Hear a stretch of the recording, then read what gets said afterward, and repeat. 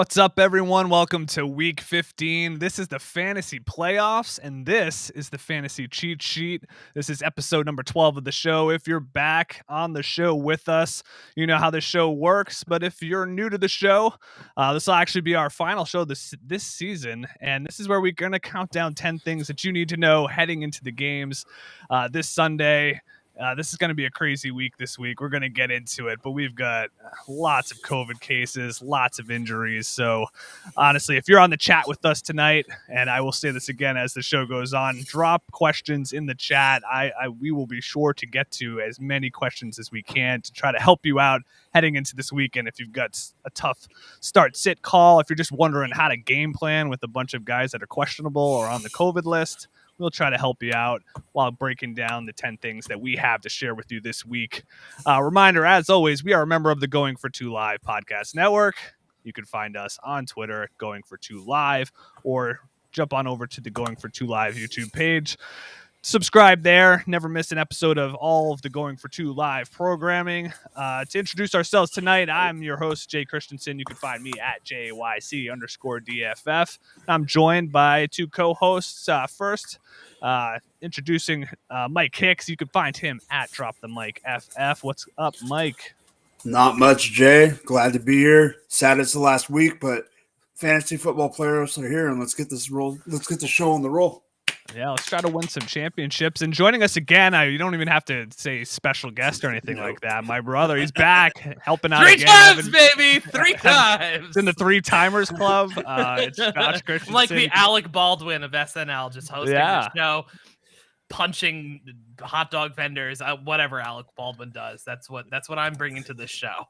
Yeah, go with the John Hamm reference, actually, over Bill Baldwin's that's a tough one. A little problematic. Yeah. You can find Josh at DFFJ Chris. Like I said, we'll miss Evan. We'll see him again in the off season when he could join the show again. But the three of us will take care of things tonight and try to help you out. Like I said, this is going to be a crazy week. I'll break down a little bit more of that in a little bit in terms of when games are being played. We've got games being moved. We've got a lot of guys that are questionable, like I said. But let's kick it off last night. We had a really good game on Thursday Night Football last night to kick things off for Week 15. The fantasy playoffs, like I said, are here.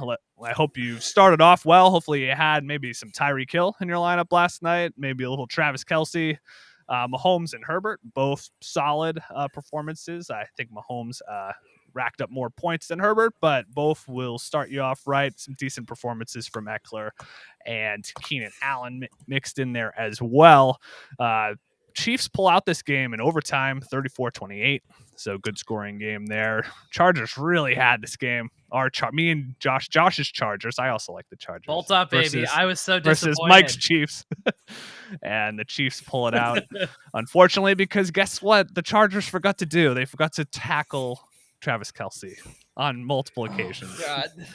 I'm not sure Derwin what James angles was not in there. That's what I'm saying. Maybe he could have ran at Kelce and actually tried to tackle. That would have been better. No, looping behind Kelce isn't the way to take an angle on a runner. Take a unique angle at a big guy who's not the shiftiest guy in the world, and he's he made it. He won the game where there's an angle. There's a picture on Twitter where there are three guys are almost around him. And they're like, he scores on this play. It's like, how? I don't even understand. Anyways. It happened to them twice. That's the thing, Jay. It happened to them twice with Kelce. It's like I don't even know. That was terrible defense. Bizarre. Let's break it down a little bit, though. I'll throw it to you, Mike, because you're a Chiefs fan, to give your first thoughts here before we break it down any further. Really a game of stars doing well for fantasy, but what did you take away from last night's game? Well, I'll say this: for Travis Kelce to have a down last few games and to come out with his best fantasy performance of his career in the first round of the playoffs, and I have him in 2 leagues where I have buys. Not very cool. Those carry over the points, though. Do you do that? You carry no. Not in these. But the one thing I'll say, I mean, like I told you guys before, I wasn't able to watch as much of the game as I really want to. But one of the things I've been saying on this show and in other places I go, our defense has been bend and break for years, and this year it's been bend and shatter up until the last few weeks. Chris Jones couldn't play last night. But for them to stop the Chargers on, I don't know the number, Josh, you might, on how many fourth downs? Three at least. Yeah. 3 fourth downs and a turnover on the goal line from Joshua Kelly. Oh, Josh Kelly. Geez. For that to happen with the Chiefs defense that has been disarray and I have been very upset at all season, they're no longer dumpster fire. Oh, so disappointing. So fun when they were dumpster fire. That was so much more fun. Daniel Sorensen even made a play in that game. He knocked down the fourth down pass over to Keenan Allen. What was happening there? It also did not help that no receiver wanted to catch a ball for the Chargers for a good amount of time. There were some bad drops in that game, but that's a whole nother thing. It's because Herbert throws the ball too hard, apparently. Yeah, apparently. Keenan Allen had a drop in that one. Yeah, some big drops. Their defense was feisty enough last night. Obviously, Herbert, they took the lead. They had the lead with up 7, minute 20 left. Yep. I guess too much. What's too much time if you're giving up, 50-yard plays to, Travis Kelce on multiple occasions? Sure, yeah, they're obviously going to score, but Chiefs defense has been, obviously, we talked about it on this show a little bit. Like, they turned the corner at some point. We talked about it, and where it's no longer like you line up your fantasy players against the Chiefs defense and you're like, here comes a shootout, everybody's going to score. Well, it doesn't really necessarily work that way. Josh, any other takeaways from you for this game? I don't want to talk about this game. I want to talk about Urban Meyer. Well, we'll get to Urban Meyer. We have some topics. We'll get to him a little bit later. We talked about Urban Meyer for like 15 minutes on our show. I did, and Urban Meyer got fired that evening. You did open the show saying fire Urban Meyer. I did. That's true. No, but to go back to this game, I think my biggest takeaway, obviously, I don't think there's much of a fantasy takeaway there. These teams are both fantasy gold mines. All of the good players showed out as you'd expect. Even Eckler, who was on a pitch count, got his in that game. So no real questions there. I'm just excited that we get to see twice a year Herbert versus Mahomes for a decade plus, something like that. It's just going to be an absolute treat to watch that every single year. And then also just Kansas City was so shaky in the beginning of the year, and I think we've all circled back to the point where I think KC might be the best team in the AFC now again. Like, I might be back on them as the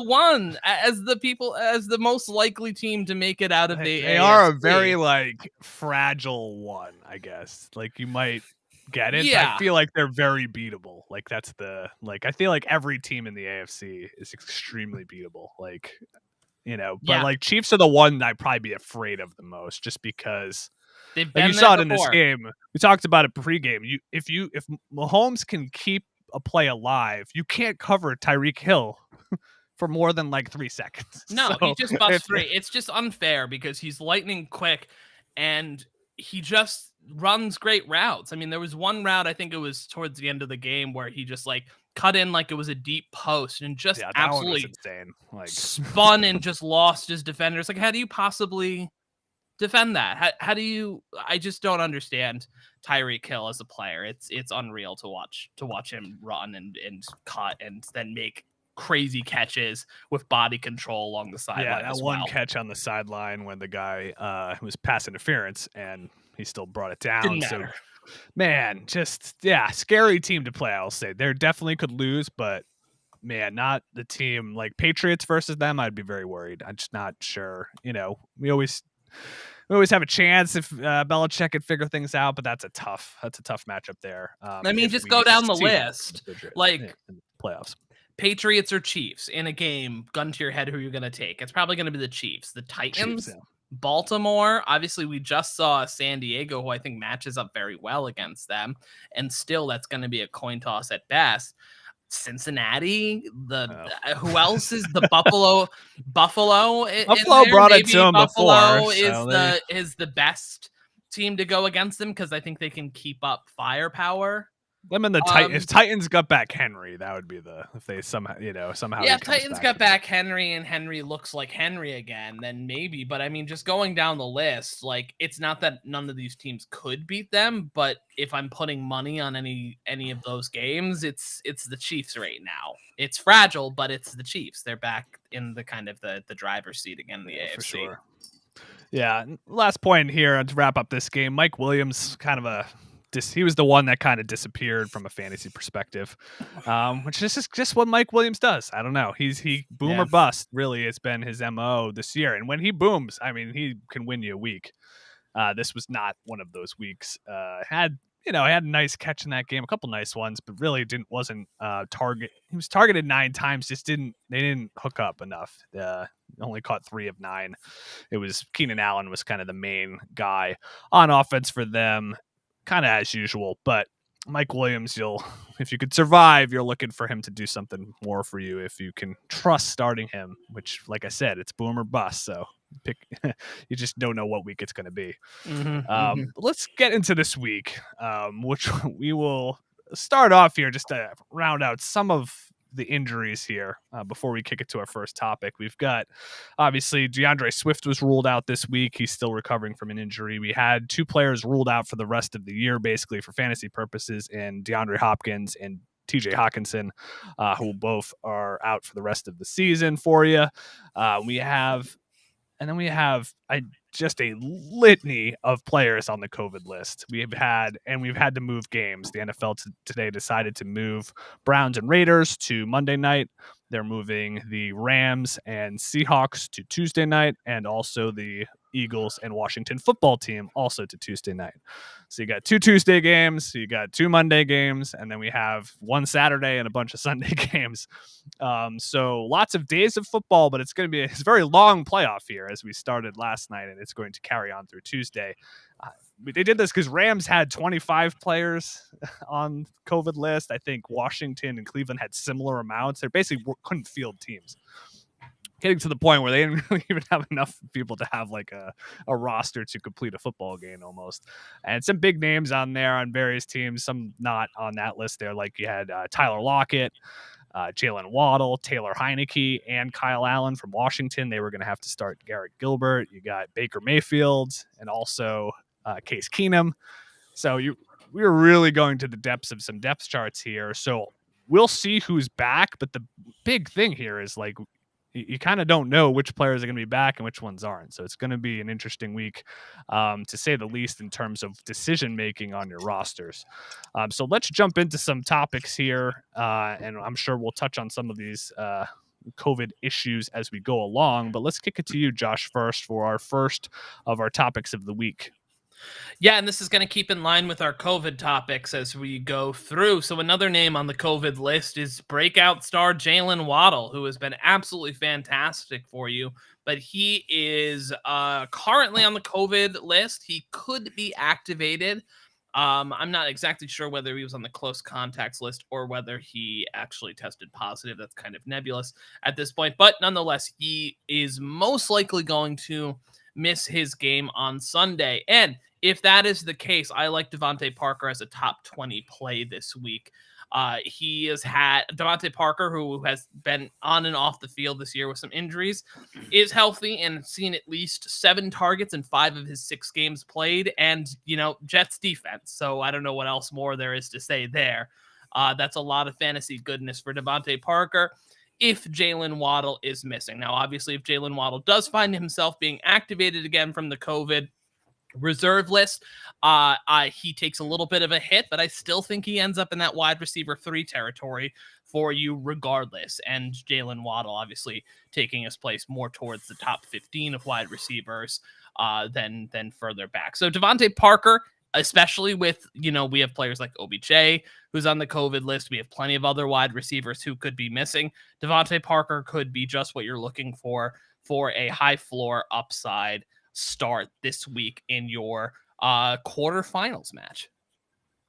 I like that call. Devonte Parker, really, he gets targeted plenty from Tua if you're talking about someone outside of Waddle, who obviously gets Yeah. a ton of targets there. So I would imagine if Waddle's out, he is a nice play. Mike, you have thoughts on Devonte Parker this week, or are you just too hurt by missing Waddle to be able to respond? With Mr. Waddle being out, put some respect on his name. Yes. I mean, it does really hurt, but what else do they have? And Parker's not a bad talent. Do I think he'd be better outside of Miami? Yes. But I agree with your brother. I actually agree with Josh. I think Devonte Parker is a good play this week. And partly it's because they're playing the Jets. Yeah. Speaking of dumpster fires, there. Yeah. The Jets. I would just start anybody against the Jets. But yeah, this is a week, like you said, with the COVID list here. These guys jump into like even higher territory than normal. Like Devonte Parker, I don't think top 20 is that far off base for a guy who should get plenty of targets in a matchup. And another thing is we're not sure what running. It seems like Gaskin and some of the running backs were back today because they were on the COVID list. So like maybe the running game's a little bit more established. They were going to have to go pretty deep in their depth chart if they were going to not have those guys.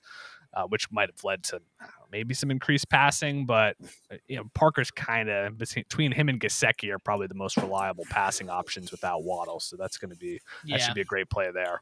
Let's kick it to you, Mike, for number 2. What do you got for us? All right. So like always, it's not always an exact player. Mine is about strategy, and it's honestly because something that happened to me over the last week of football. Be prepared for players to be dropped that you could use, even if you're not using them this week in the playoffs. There's no problem looking at a certain position that, tight end, someone like, or even, I know Josh is going to talk about quarterbacks later, but even if a quarterback and you need to snipe someone that you have a bad matchup later on in the year, or you can be stupid like some, I do call it stupid, but even though I'm in one of those leagues, my work league that just got started right before the season started decided to do 2-week playoffs, and the final is week 17 and 18. But nice. I have Patrick Mahomes. I am afraid that if we lock it up, he's not playing 18, and it's a single QB league. I scoured the waiver wire just to see what was floating around, not expecting much. And sitting there on the waiver wire was Mr. Jalen Hurts. Oh, man. So I picked him up. You just drop Mahomes now. You can't. Just kidding. You can drop Mahomes. I picked him up hoping that he is there for week 18 if Mahomes doesn't play. That's purely the reason I picked him up. But I just want to let the viewers know, go out there and scour those waiver wires. Look at matchups now, even if you're in week 15 and your finals in week 17. Scour those matchups now and pick someone that's advantageous if you have to, even without all of the COVID problems going on. Yeah, that's a whole nother thing on top of it, because any of these guys could drop at any moment with the uptick in COVID, which I mean between the Omicron variant and I think just the natural uptick in disease transmission in the winter. That's kind of a general thing as well. It seems to be hitting the NFL hard. Now, I have the hopes that they're going to get kind of their act together and reinstitute some stricter guidelines and that this isn't going to be so much of a problem going forward, but you just don't know at this point, especially as we're going to the playoffs. You can't leave anything to chance. No, that's for sure. You could even cuff him with Gardner Minshew. You could pick him up too. You could have both Eagles as quarterbacks. Just be prepared, like. I think why are you rostering Gardner Minshew to begin with? Why is it? He should be rostered now because it's single QB. Yeah, no, I know all formats. All formats. You've been Gardner Minshew.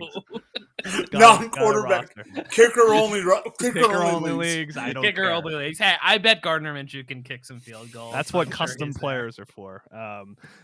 You do see some interesting guys because, like, at the end of the year, people get desperate too because you have to make roster decisions, especially in those small, the shallow leagues where you're 15 roster spots, things like that. You have to make tough decisions where you're like, I need to win. I don't care if I'm cutting Allen Robinson, who deserved to be cut, or Cortland Sutton, who's been floating around in some leagues I've been in, where it's like, should I pick Cortland Sutton up? I gotta buy, and I am, but I'm like, am I actually even gonna play him? Because if you look back at Cortland Sutton's like last 6 games, he hasn't scored over 6 points in PPR. That's a problem. You might have a guy like Randry Stevenson floating out there who's he seems to be well, particularly now people are grabbing him just because he's going to start this weekend, which I think we're going to get to him later. But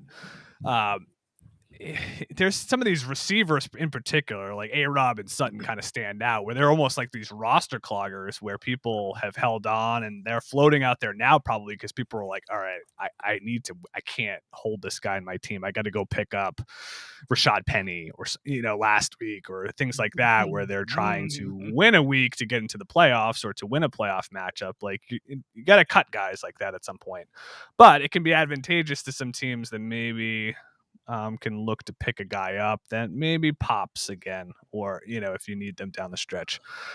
Like I said, I don't know if those two are the best examples just because I don't know if I trust either of those guys I just mentioned. But Hurts, if he was on a waiver wire, yes. And a 1 QB, definitely pick that guy up. Let me get to number 3 here. We're going to go to my topic. Let's talk about a little bit of the Jaguars, Josh. We talk about a little Urban Meyer here, because as Andrew points out here, it is your responsibility to make sure Urban Meyer is never hired again. It is my responsibility. I'm not alone in the chorus of people calling for Urban Meyer to be fired, but it was absolutely the right idea. I'm so glad he was fired. But so he gets fired. That was the big news this week. I don't want to even go into the litany of things that came out about him, but man, the guy deserved to be fired a long time ago. But man, it took him calling a kicker a dipshit to finally, actually calling a dipshit. And I'm sorry, he called him a dipshit. He kicked him in the under thigh, in the hamstring. Kicked a kicker. I saw a thing also, just as a digression of that, it sounded a bit like a Seinfeld bit.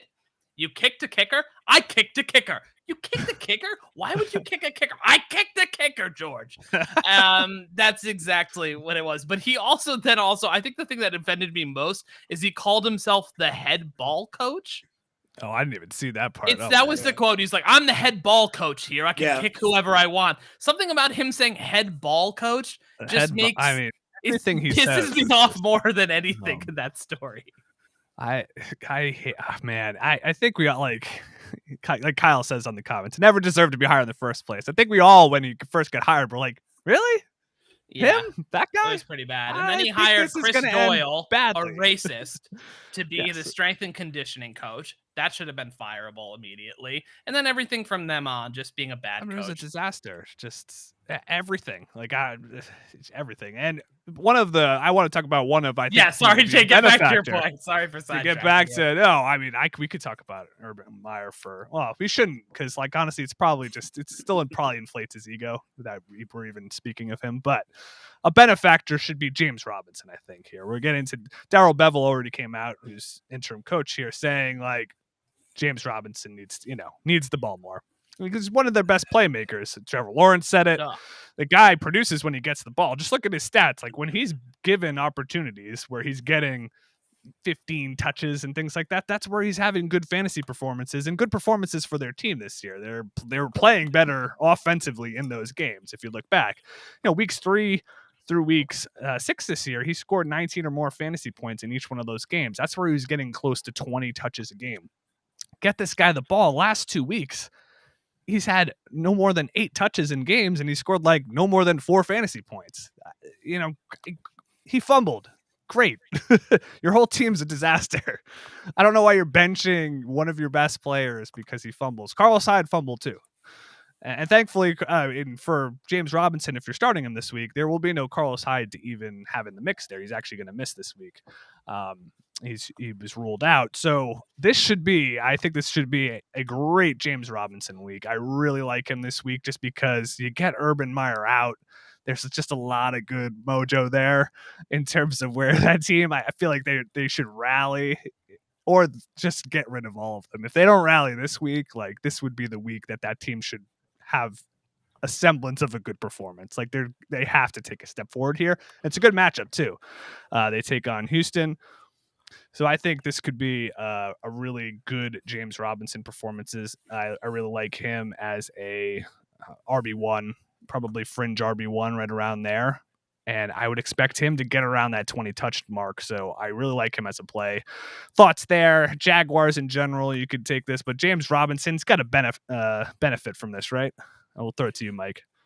Honestly, how does I 100% agree with the James Robinson take. I have him in the league, but even I liked him before, without him on my team. And just like Adam Gase ruined, Sam Darnold, I think he has ruined James Robinson and Trevor Lawrence, and I think they're both going to do better. I agree. I don't think you can underestimate just how much bad leaders affect productivity and performance. For those, Jay knows this, but like in my day job, I'm a journalist. I work for a media company, largely covering work-life culture as well. So I'm pretty well steeped in the ideas of leadership within companies, within large, high-performance Fortune 500 companies, and just how important it is to have solid leadership and solid management in terms of the productivity of workers. And I don't think that stops when it comes to sports as well. Like, there is talent on this team. Like, you've seen some people on the defensive side are solid players. Trevor Lawrence is supposed to be a generational talent. It's not an X's and O's thing. I think just the sheer fact that there's a better feeling in that clubhouse and a better culture in that organization right now, without the specter of Urban Meyer there, is statistically speaking bound to have an effect on productivity and performance of these players. Like, this is not immune for it. Just think about in your own day-to-day job. We've all had bad bosses in our life. Are you better at your job when you have a bad boss? Then why should Trevor Lawrence and James Robinson be? It's the same exact thing there. So I don't have any analytics things behind there in terms of football, sports, but I just know bad bosses equal bad performance. Urban Meyer was a bad boss. He's gone. It's a good thing for James Robinson. It's a good thing for Trevor Lawrence. It's a good thing for every player 1 through 53 on that team. Yeah, I just I think it'll show this week. I mean, man, exactly right. I mean, it's simple. Like, you're the person you're working for, you hate, and they're a terrible leader. It's just very simple. It affects the whole team. Yeah. So I would expect this team, the talent on this team, to start to shine more down the stretch, which, they got a couple weeks left to kind of show something to kind of build on for the off season and for next year, which would be great to see. So yeah, we'll see how that goes there. This might Don't say a damn thing, Mike. This I must know something about Devonte Smith, too skinny to be good for playoff teams. I love it. Josh, I feel like that's a shot at you. You love Devonte Smith. I do love Devonte Smith, and I think he's actually been very good this year. Obviously, the target share has waned a little bit as that team has gone, but yeah, you hear this all the time with Devonte Smith being too skinny. One stat to be put out there. This was at least as of a few weeks ago, but I believe as of a few weeks ago, Devonte Smith was one of PFF's highest graded blocking wide receivers. I saw that. So if you want to tell me too skinny to play wide receiver on playoff teams, he's not too skinny to block in the NFL. He can block on a playoff team. That's for sure. Devonte Smith is going to be a stud in this league, and I actually think he's especially going up against Washington this week, who is a terrible pass whenever defense. They play on Tuesday. They allow that game. They allow the third most wide receiver points amongst any team in the NFL. They're usually bad against wide I think this is a good Devonte Smith game coming up this week. Yeah, it should be solid. Let's get to another wide receiver here, Josh. Let's get to topic number 4 for this week. Take it away. Yeah, I'm going in the opposite direction here of Dante Parker, and I think Michael Pittman actually falls outside your top 30 this week. Now, Obviously, with COVID, you may not have the chance to be picky, but if you have better options than Michael Pittman, I wouldn't be opposed to benching him. He's not a must start for me this week. And the biggest reason is because of JC Jackson on the Patriots. Jackson has allowed only 39 receptions when targeted this year and 1 touchdown. There's thoughts that Jackson could be shadowing Michael Pittman this weekend. And even if that's not the case, the Patriots have allowed the 3rd fewest fantasy points to wide receivers this year. So all around, it's not a good matchup for Michael Pittman, and not a good matchup in the way where I think he could see like sub 5 points for him, just in the way that the Patriots play some of these top receivers and the way the Patriots will take away a weapon. That's just what they do. They'll hone in on someone. If you're looking at this team, if you want to take a wide receiver, who's the guy you're going to key on? It's Michael Pittman. Don't love him this weekend. His range of outcomes fall more in the line of probability that he's going to underimpress than outkick his coverage, to be quite literal in that sense. So yeah, don't love Michael Pittman this week. If you have a better option, I wouldn't be afraid to bench him. Also, hasn't been that great recently too. Hasn't had a touchdown since week 9. Off. Yeah, and touchdowns are a big part of his the fantasy value. It is for everybody. That's an obvious thing. Him in particular, his big output weeks are the weeks he's not necessarily like a PPR monster quite yet. Not that he's not targeted enough there, but really the multi-touchdown game, that's what you're looking for from him.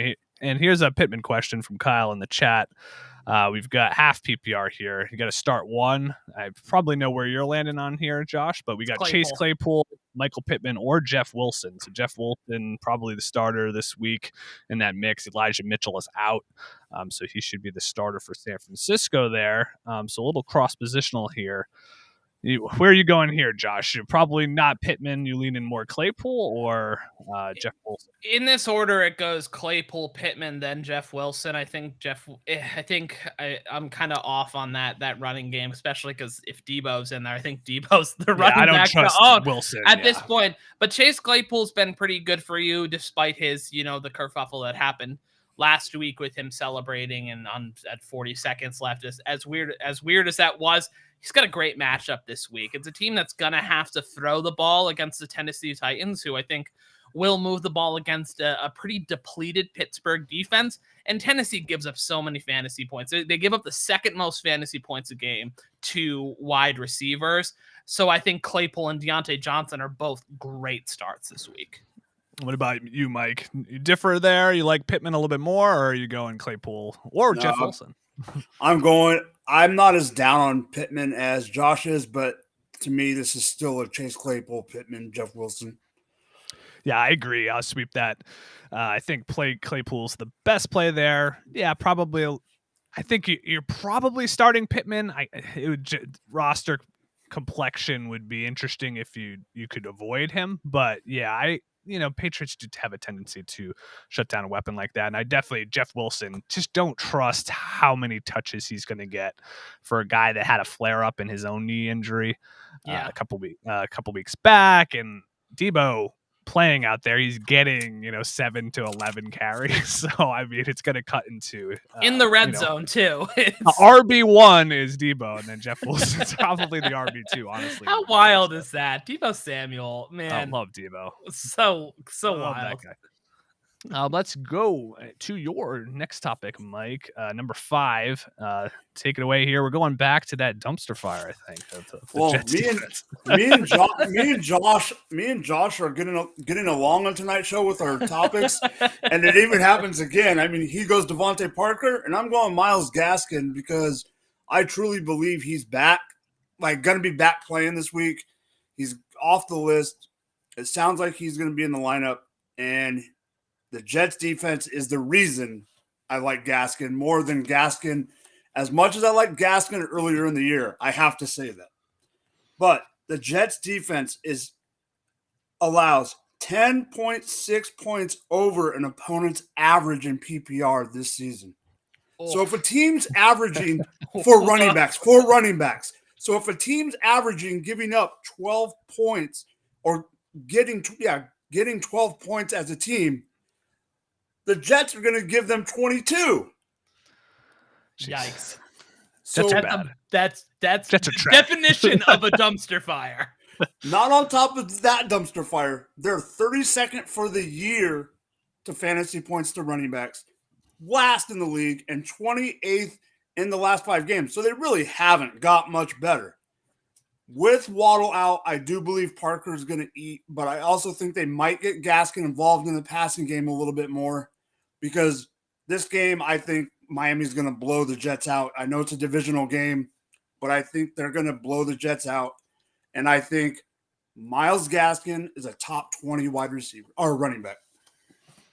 I had Parker in my head. Yeah, that would be like the only thing that could probably hold Parker back too. I like Parker, as we talked about before. It would be like if they just run all over him and don't have to do anything. Like that would. I like as well. Yeah. Like I like Tua too, because like it's just you gotta have to play everybody against the Jets. You just hope game script doesn't like spoil the fun for everybody. You know, you want them all to get points if you're playing those guys, but it could be the running game that reaps the reward, because we've seen it before, and that could be Gaskin for sure. It could be multiple guys too. The Jets are almost a team you could start to sneak in multiple backs. Not that I trust like Salvin Ahmed, but like if you're super desperate, like never hurts to play a second running back against a team that's just horrific versus the run, because you never know if a guy can just sneak into the end zone, they take a big lead, and they play other running backs. So at a desperate situation, you could start to look at their depth chart, depending on who plays. Like I said, I know Gaskin came off the list, but you got to pay attention there. Maybe Malcolm Brown comes off IR. That's kind of a sneaky guy. If in this particular matchup, if he's somehow active, they liked giving him carries before, and the Jets are terrible, like we're saying. So you never know there, but Gaskin for sure. This could be a good Gaskin week. Speaking of boom bust, like Mike Williams, Gaskin, very similar. Oh yeah, yes, he can boom, and then he can buy. He's very hard to trust, but when you're facing the Jets, that's where you have to have that trust. All right, I'm gonna move it along to number 6. This is my next topic. This is a guy I really like. This guy is a play now, especially in this landscape where you're getting down depth charts. You've got a lot of guys questionable. KJ Osborne of the Vikings has been solid this year. And now that it seems like he slots just very well into that number 2 role there on the Vikings with Thielen out. It just seems to work. If we look back at Osborne's stats from this year, this is a guy who, when he's gotten over 5 targets in a game, which has happened 6 times this year, 5 out of those 6 games, he's gotten 14 or more fantasy points. Last 2 games without Thielen, he was injured in one of them and then missed the other game. He had 7 and 8 targets. Those were 2 really solid games of 14.7 and 17.3. So we know what Jefferson's going to do on that team, but that team does really, I mean, we've seen it before where you've seen good games from like Olabisi Johnson in the past, like other wide receivers. There's usually a second wide receiver is going to also contribute pretty well. And Osborne's been really, really good in that third receiver role this year. And now as the 2, I think he's a solid play, like where I really think he's kind of plug and play at this point, especially as like a wide receiver 3. Flex plays, depending on how many people you have to start. I think he's a solid play week in, week out. This week, I think he will be good. And I would lock him into your lineup. It'd be interesting to see what your thoughts are, Josh. Actually, to throw it to you. We talked about Pittman before. If you're looking at Osborne or Pittman, where are you going there? Would you start Osborne over Pittman, or would you go with the guy who's had kind of, I guess, the higher upside this year, although maybe has a tougher matchup? Yeah, I think it's a pretty tough decision between those 2. I think that's kind of around the line where I'd start like considering. Where I'd stop considering people over Pittman. To the point here from Kyle, I definitely have Devonte Parker over Osborne this week. I think Osborne's just a good player. Like, he's solid. I think we've got like sneaky shootout like in that Bears Vikings game, because the Vikings don't seem to stop anybody. And Justin Fields has been looking pretty, like, especially on the ground and pushing the ball down the field, can certainly push it down there. So I think this game could be a little bit of a shootout. Yeah, I think I'd still lean Michael Pittman slightly over KJ Osborne, and I think I base that solely on on name, really. I mean, it just feels weird to put KJ Osborne over Michael Pittman at this It point. definitely feels weird. It's sort of like, but I wouldn't say no. yeah. If someone was like, I put KJ Osborne on there over Pittman, I think that is a sound decision. I think process there is fine. But I think that's like right where the line ends. Yeah, no, I would probably lean Pittman just for, more of an upside play, but I just think Osborne's just really solid. Like he shouldn't hurt you in that, wide receiver 3 slot. I think it's a guy that I would expect to be in the top 36 this week after, the scoring said and done, for sure there. Cause I just think he's going to get enough targets in that offense. And honestly, the Bears defense doesn't really, I don't know. It doesn't scare me. The only thing that would scare me, I believe that's on the road, right? They're in Chicago for that one. I want to say at Chicago. The only thing that would be scary would be if it's windy. If the offenses get affected by any weather. Yeah, but good thing Chicago's not known for being a particularly windy city. No, they don't call it that, right? Yeah. That's very stupid. But Kyle adds another one here. Osborne or Van Jefferson. So similar range here, I believe, of receivers. You might see OBJ back in time for that game. He's a guy on the COVID list. Van Jefferson could benefit from, one less mouth to feed there. But he's been really solid in terms of catching some touchdowns lately. That one's really close for me. That's right around. I think I go Van Jefferson. Especially if OBJ is out, then definitely Van Jefferson. If OBJ is there, then it's kind of I think they're both a little boom or bust. Right. In that circumstance, but I think I lean Van Jefferson regardless. I think Osborne's like right behind those guys, probably more, but it's close. It's like it's pretty close. The Pitt one's tough. Like I'd like to see, you'll know pretty quick into that game. I feel like if Pittman's going to have a good game. I will. I mean, it's really the match. He's just he's got no. Well, you'll tell if they're keying in because it's not even like Pittman's chance. Like I think Carson Wentz could really fall apart in this game. Like just knowing Carson Wentz's track record and how he responds to things, it just seems like a game where Bill Belichick's just going to be like, oh, Carson Wentz isn't doing anything.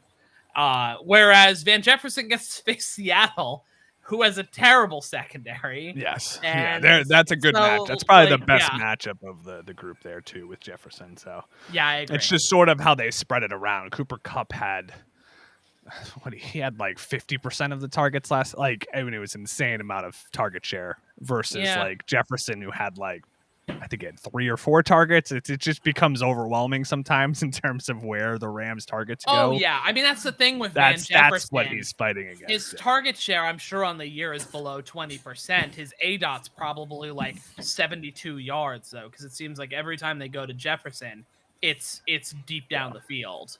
Yeah, they do tend to go into him deep. But, let's move it on to number 7 here. Back to you, Josh, for the 7th topic of the week. Yeah, so again, keeping with this theme of COVID vacancies and also other injuries as well at the quarterback position, I'm going to run through some of my targets for streamable options this week for 1 QB and 2 QB leagues. So obviously we're missing guys like Lamar, Tyler Heineke, Baker Mayfield in there as well. Jalen Hurts even has a questionable tag, although it helps that he was moved 2 days back to hopefully get him healthy and back in that lineup. So if you're in a 1 QB league, there's 3 targets that I'm going through, and I'm already assuming that Taysom Hill is baked in as an option here. So otherwise he would be in this list. But number 1 is Tua Tagovailoa. Since week 6, he's been QB 10 on a points per game basis. And again, as we've been talking about, Jets defense. Come on. How much better can you do than that? The next one is Big Ben. Ben Roethlisberger has been a top 10 QB since week 8 in the league, and the Titans allowed the 7th most fantasy points to opposing QBs. I think Claypool has a big game. I think Deontay Johnson has a big game. And by due to that, Ben Roethlisberger also continues a streak, especially when their defense, I don't think, can stop too many people right now. So they're going to have to throw the ball to win this game. And number 3 would be Jimmy G. Atlanta is a terrible defense. They should be able to put up points against them.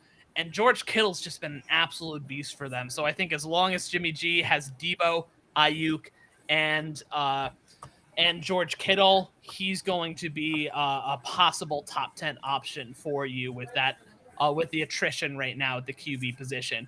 In deeper leagues, into QB leagues where you really have to get back there, I'm looking particularly at the people who are missing out at Heineke and Baker Mayfield, looking for someone to fill in. The two names that I'm looking at, and obviously these guys will be snatched up in dynasty leagues, but in redraft leagues, you might be able to get Trevor Lawrence and Justin Fields. Like we talked about before, I think rising tides for the Jacksonville Jaguars. Trevor Lawrence is a good option this week. And Justin Fields against a Minnesota team that doesn't seem to be able to keep games to put away leads. The second half of the game, Fields will be outstanding. Yeah, exactly. That's what I was going to say. I think that's ultimately what we're looking at for Justin Fields. The second half of the game, when they're down by 20, he's going to start to crush the game right there. So I think Justin Fields, if he's not already rostered, is a great streaming option for you. And those would be the guys that would be going to for streamers. So you guys have any other streamers that you're looking at QB? Because it's getting a little dicey. I actually like Huntley. Huntley in 2 QB leagues in particular. I think he's sneaky. I think he had like 16 he had fantasy 15 points last week. versus in relief against the Browns, who aren't like the worst defense in the world. And rushing gives you a floor. And I think he just provides a rushing floor where, like, I think he can scrap together a good game for you. Like, in terms of he maybe rushes a touchdown in, like, he's got all his playmakers there. Yeah. So, Green Bay's D is pretty good, but he might have to score in that game, to keep up with the Packers. So I could see that, so I don't hate him if you have to. If you had Lamar and that's the guy you got to replace, I don't mind Huntley this week. What about you, Mike? I agree with both of you, and especially the right on target with Josh. I'll talk a tiny little about it later. Big Ben, I think he's going to have a really good week, and I think he can continue his hot streak. I hope so. I'm starting him in Scott Fishbowl playoffs, so fingers crossed. Come on, Big Ben. Big Ben, who I think's died and been reborn 6 times this year. I don't know. Like, it just seems like every time you're like, yeah, that's it. No coming back. That's it for Ben. It's the death rattles. It's just like all of a sudden it's like, oh, that throw is pretty good. He's leading the comeback here. All right.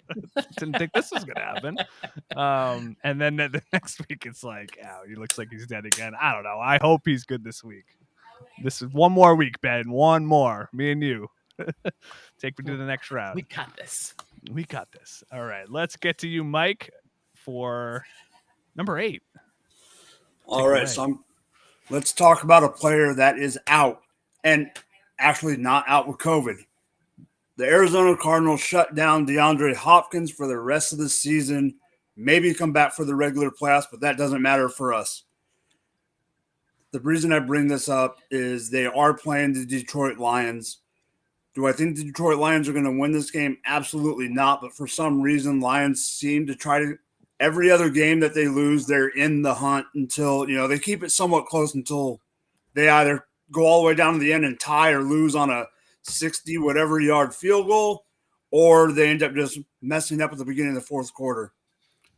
And with everything else, with all the depleted rosters right now, I think A.J. Green and Christian Kirk are going to have really good games. A.J. Green has been the one to score more points than Kirk when Hopkins is in the lineup, but when Hopkins is out, Kirk runs more routes, has more targets. I think they're both, and I see that A.J. Green is starting to trend back up. He's done good the last couple weeks, and I just think both of these guys are going to eat. So who would you choose? Would you choose Kirk over Green if you had both on your team? Kirk. Okay, Kirk.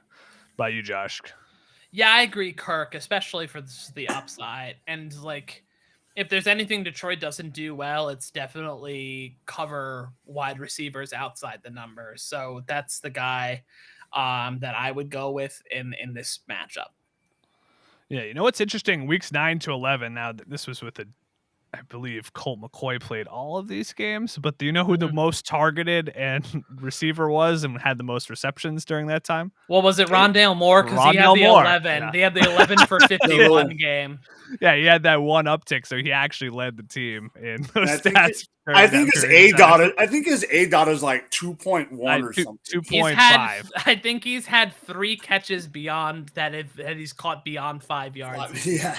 And I love Rondale Moore. I think he can round out into a more complete receiver, but like for right now, even if he's getting the lion's share of the targets, it's very manufactured, it's very gadgety, and it's tough to see him getting into the end zone or racking up a ton of yards. No, yeah, I kind of think he can go farther down the field. It's weird. It's he can. He definitely basically can. averaged a 2 or under 8. I think he's at like 1.8 might be his average on the year. It's like real. It's painfully low, but we'll see. But it's just interesting. He was the one who was targeted the most. But I would agree. I'd go Kirk slightly over Green, but I think they're both good plays versus the Lions this week. My last topic of the week, we'll jump to that, number 9. And this is a guy who's also a little bit banged up, potentially questionable here, but this is kind of a long-term thing in the playoffs is, can you trust DK Metcalf? What happened to him this year? And I'll throw it to both of you for your trust meter on DK Metcalf in a second here. But if we look back at some of his stats this year, it really, really went downhill starting at about week 10 is where it really falls off the cliff. But it's a guy who's still getting targets, but his average yards, basically, if you look back at week 10 or actually you go back to week 8, hasn't broken 60 yards receiving. He's getting still around like 20% target shares, so he'll still get targeted. They haven't been kind of completing as many of those targets as you would think and as you would like, but he also hasn't caught a touchdown in that span as well. He's just completely fallen off the map, and he's on the season, he's pretty low. And then his rank in that time from week 10 on, like I said, it's like 74th in average points per game, down with guys like Laquan Treadwell and Marquez Callaway. And that's where he's living right now. Oof. It's tough. I mean, you have DK Metcalf on your team if you're in the playoffs with DK, which is questionable if you've made it this far with DK Metcalf. I mean, if Lockett's out this week, you got to play him. But if Lockett's back by any chance for that game on Tuesday, I mean, do you bench DK Metcalf? Like, what do you do with DK Metcalf? Like, you kind of have to just trot him out there because you can't miss like all of a sudden he blows up and he scores 30 points. But I have very little trust in that team right now. And then in particular, that just him and Wilson, I'm worried if I'm having to start him and at my chances of moving on. That just seems to be a black hole on my team. But what do you guys think here? It's one of those tough situations where the name of the player, is bigger than what they're actually producing for you. Throw it to you, Mike, first. You want to take that? Yeah. So the interesting, because I actually was looking a little bit about Lockett for just in general. One of the things that I found funny, and your point about Metcalf after week 10, the one thing that we can't forget is that week 10 game was Russell Wilson's first game back from injury against Green Bay. Yeah, that was the first one where he couldn't throw, basically. He couldn't throw. But what that shows to me is that was also the only game since week 10 that Tyler Lockett has had under 10. He had he's been good. 9.5, 11, 9.5, 12, and 22. The reason I bring that up, I do agree with what you said. If Lockett is in the lineup, there's something there right now with him and Russ. And like you said, I would not trust him in my team unless it's a deeper league for the playoffs. I just couldn't do it. With Lockett in the lineup. The range of outcomes on him is so high. That's the tough thing with this. It's like wildly. It's like 30 or 2. Exactly. And I understand he hasn't been good recently, but Russell Wilson has been better game over game over game. He's been getting better. And DK's he's such a talented wide receiver. I know this is not data driven at all, but it just kind of feels like he's due.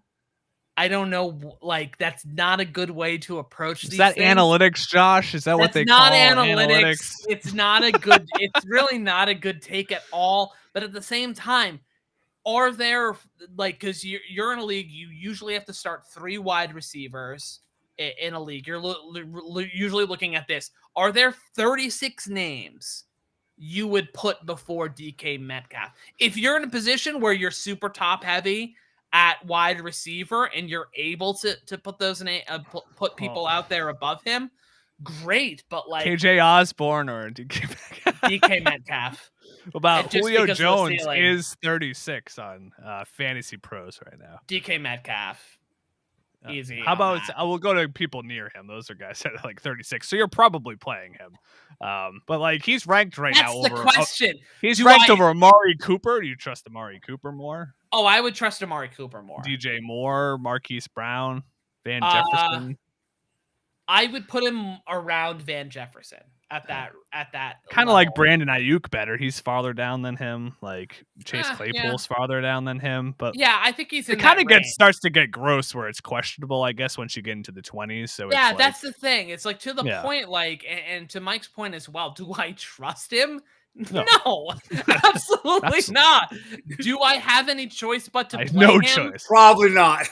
You're probably not in the playoffs, honestly. Probably not. Unless you add like Cooper, you had to pair him with a lot of good guys. Yeah, I mean that was what was he get? 2nd round pick. Yeah, easily. That just started out fine. I mean, it wasn't like the highs weren't as high as you would have liked, but now his lows are really starting to kill you. So, no Lockett. I think I would expect a good performance, but with Lockett, it's just going to be dicey. It's going to be one of those, just a lot of ranges of outcomes there. So we will see what happens. And also with the Rashad Penny season coming on, I think they're just going to run the ball, right? I don't know. Yeah, I don't know if you've heard this. It is Rashad Penny's season, so everything runs through him. And then we'll see if there's any scraps left for anybody else. That's how it's going to work.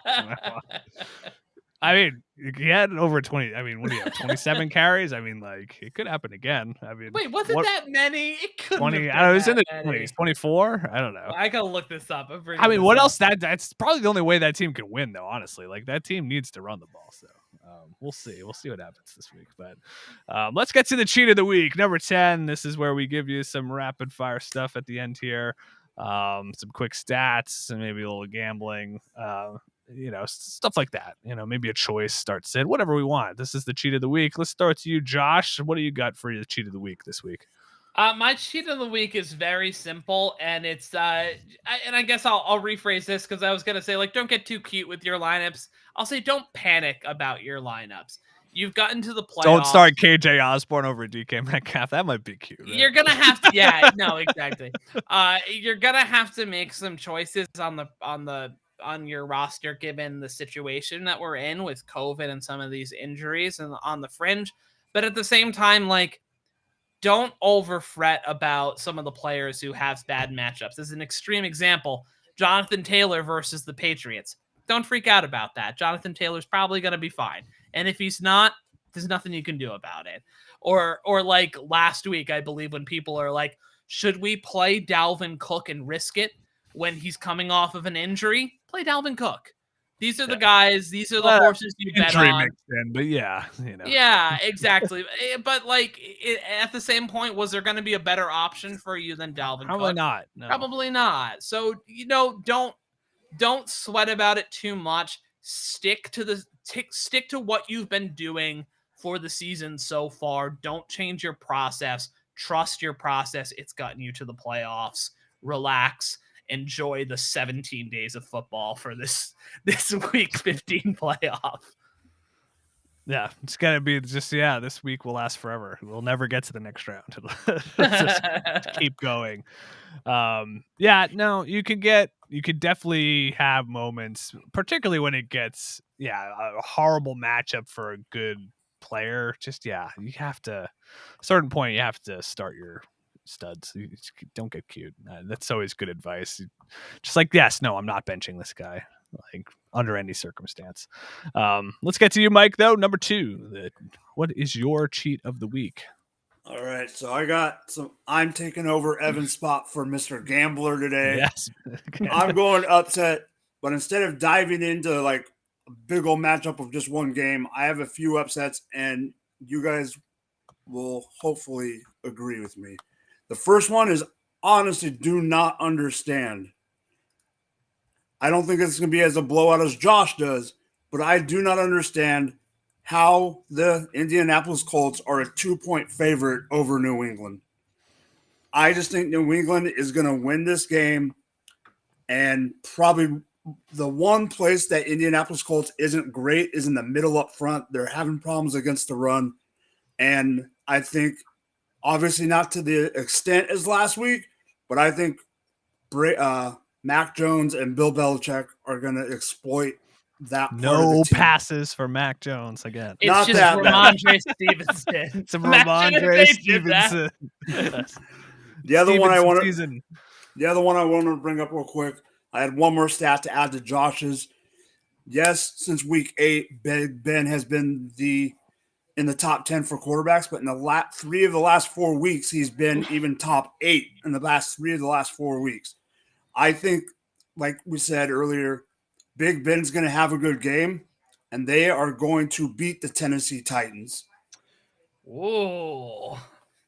That is a bold line, and I actually don't disagree with Don't that. hate that. Pittsburgh team is feisty. Could, You cannot count out the Steelers just because of that. I don't know what Mike Tomlin does, but that team has historically never gone under 500 with Mike Tomlin. Why would it start this year? Yeah, no, that would make sense for the AFC too, really, honestly. Like, Tennessee still, playoff position, division leader type of thing, and then Steelers knock them off. Like, I could completely see that. You got the Patriots won a couple weeks ago, right? Too. The Buffalo was favorite in that game. The Patriots won that one outright. Colts this week, so yeah, definitely. I mean, I would not be shocked by Patriots winning that one. I think that one will be close, but wouldn't be shocked for sure if they win that. Steelers, I like that call is a little sneakier. I think that one. I could definitely see that happening. Like I said, particularly in this landscape of just the AFC where everybody beats each other. So we'll see how that goes. My last one, just for a cheat of the week, is really to go back to these COVID games. You have some interesting spots here where you have to decide to trust some guys that you think are going to get workload, but who's going to be playing alongside them is kind of in flux. They moved games. So obviously, like we talked about before, you moved, for example, that Rams game to Tuesday. So we've seen pretty good performances from old favorite Sony Michel, former Patriot, much maligned Patriot. On the Rams, though, looking decent last couple, particularly 2 weeks ago. But you have Daryl Henderson on the COVID list. They moved that game up to Tuesday. Now he could be back for that game potentially. Might not, but if he is, that changes things for Sony Michel. So you're trying to decide your lineups now at who you should play. You've got, like, say, Sony and a guy playing on Sunday. You might not really know, like, the situation for Sony Michel until Monday, Tuesday, before you know if Daryl Henderson's going to make it back for that game. So you're going to have some tough calls with that. Similar thing with Rashad Penny. They say they're going to start him, but you have Alex Collins ends up on the list. You had Adrian Peterson miss last week with the back injury. I mean, it's Adrian Peterson at this point. What are we talking about? But, if more guys that are in the mix there, that's less Rashad Penny potentially. 16 carries for Rashad Penny last week, by the way. 16. It felt like 27. 137 yards though. Maybe that's what I was thinking of, the 137 yards. But yeah, he had like 2 40, 50-yard runs. Like he busted a couple ones. But going into this week, if guys are back in the mix there, you want to see these guys. If you're starting those with some trust, you'd like it to be their show, particularly Michel. I think Sony Michel, it's like if Henderson's there, you're not starting Sony Michel. But if he's not, like, he's a viable start. So you're in some tough situations here in terms of who you're going to choose. For me, I'd pay attention up to the last second whether I'm going to move one of those guys out. But I'll throw it to you guys. Out of those two guys, I'll just make it those two guys. They were both drafted same year. Both, I believe, in rookie drafts that year. I remember drafting them first round. They were both round one Dynasty. NFL picks. They were both round NFL. Yeah, they were both round one NFL picks.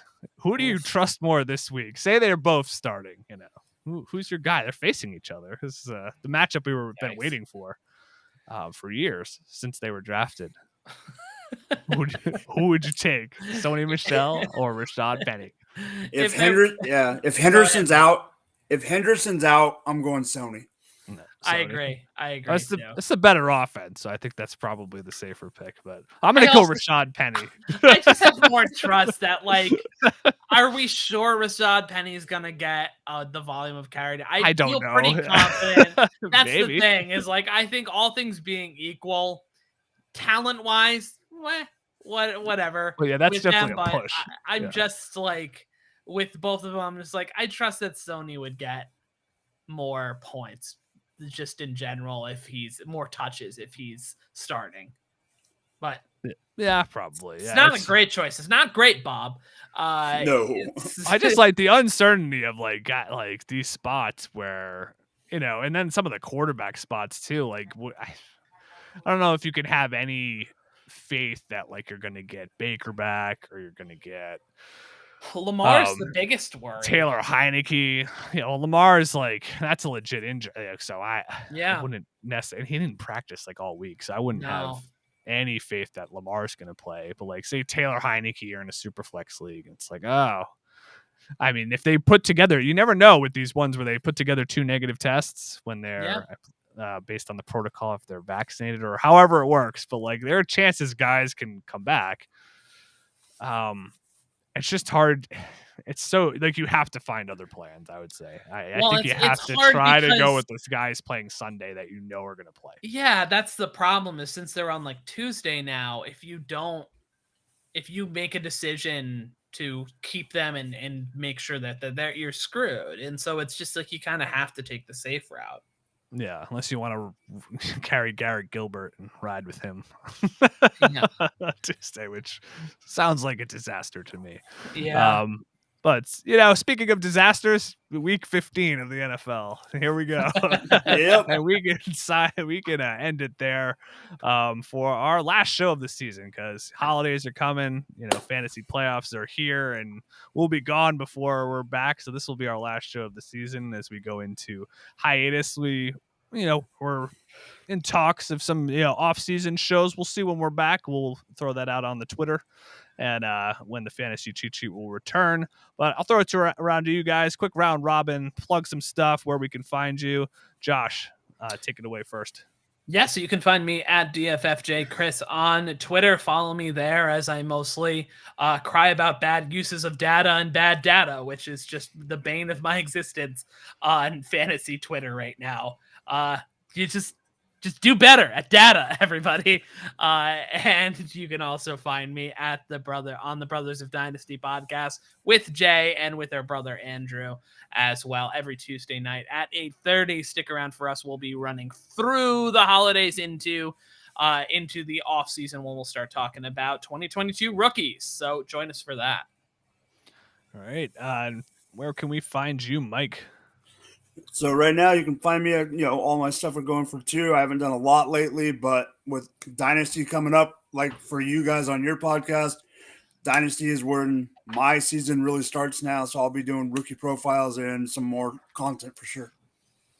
Got to get you on the Brothers of Dynasty and talk about some rookies coming up. I'll come on. Yeah. Oh yeah, this is really where it's for kind of the best part of the season in a lot of ways. It's this is the time right now. The last few weeks is the time where I'm realizing that is the best part. Oh yeah, it's man, losing at fantasy really sucks in the year. That part kind of is not fun. So I like when I'm not losing games and I'm just talking about guys that are all hype and prospects, and you never know. That's fun. So yeah, you can find me. We'll be talking about rookies all off season, really getting into that season. We love that. You can find me, as Josh said, on the Brothers of Dynasty podcast. You can find me on Twitter at JAC. underscore DFF. You can find me there, right in that going for 2. And like I said, look for this show coming back in some form in the off season. So make sure to follow us on Twitter to know when to check that out.